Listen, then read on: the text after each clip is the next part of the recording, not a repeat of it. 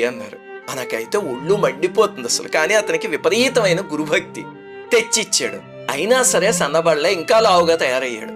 ఏం చేస్తున్నావు నాయనా నువ్వు అని అడిగితే, గురువుగారు దూడలు తాగేగా, పాలు మిగులుతాయి కదా, అవన్నీ తాగుతున్నాను అన్నాడు. దాంతో ఆయన అది కూడా నిషేధించారు.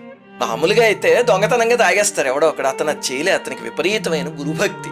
ఆకలికి తట్టుకోలేక జిల్లేడు చెట్టు పాలు ఉంటాయి కదా, అవి కొట్టుకుని తాగుతూ ఉంటే కంటి చూపు పోయింది పాపం.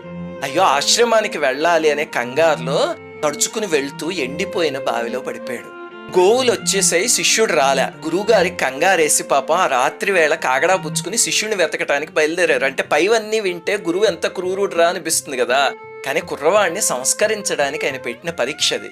ఉపమన్యు అని కేకలు వేస్తూ వెతికితే చివరికి బావిలోంచి గురుదేవా ఇక్కడున్నాను అని చెప్పాడు. చూస్తే కళ్ళు లేవు.